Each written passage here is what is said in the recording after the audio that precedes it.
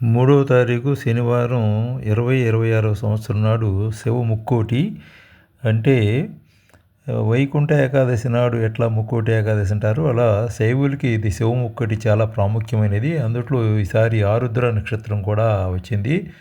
ఒకసారి వైష్ణవులకి విష్ణుమూర్తి దేవతలందరికీ ఉత్తర ద్వారంగా దర్శనమిచ్చాడు కాబట్టి అది వైకుంఠ ఏకాదశి, ముక్కోటి ఏకాదశి అని శివుణ్ణి అడిగితే ఆయన కూడా ఆరుద్ర నక్షత్రం రోజు నేను దర్శనమిస్తానని చెప్పి ఆనాడు శైవులకి, శివభక్తులకి, శివగణాలందరికీ ఆయన అలా దర్శనం ఇవ్వటం జరిగింది కాబట్టి దాన్ని శివ ముక్కోటి అంటారు.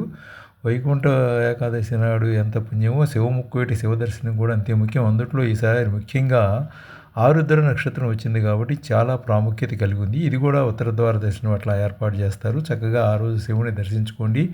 మీ ఏరియాలో ఉత్తర ద్వార దర్శనం ఉంటే చక్కగా దర్శించుకోండి, లేదా శివుణ్ణి ఆ రోజు ఆరుద్ర నక్షత్రం కాబట్టి చక్కగా దర్శించుకోండి, శివాభిషేకం చేసుకోండి, శివ పూజలు అవి చేసుకోండి. చాలా మంచిది, చాలా మంచి రోజు. శివ ముక్కోటి కూడా చాలా ముఖ్యమైనది. వైకుంఠ ఏకాదశికి శివ ముక్కోటికి ఏమీ తేడా లేదు. ఇది శివభక్తుడికి, అది విష్ణు భక్తుడికి సంబంధించింది మాత్రమే. అది శివుడు కూడా స్వయంగా దర్శనమిచ్చాడు అక్కడ ఆ రోజు కైలాసంలో. అదే ఈరోజు ఇక్కడ అమలు చేస్తున్నారు కాబట్టి అలా దర్శనం చేసుకోండి చక్కగా. ఈరోజు నమశివాయ నమశివాయ నమశివాయ అంటూ నామస్మరణ చేసుకుంటూ కూడా అత్యద్భుతమైన ఫలితాలు ఉంటాయి. सदा शिव पाहि सदा शिव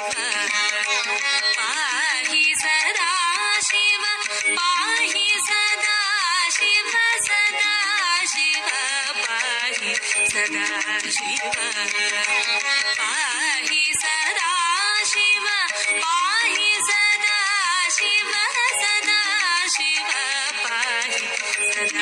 शिव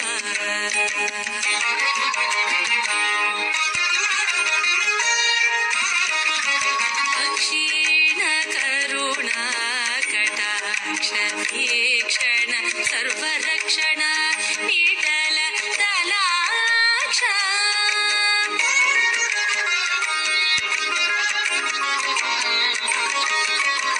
क्षीण करुणा कटाक्ष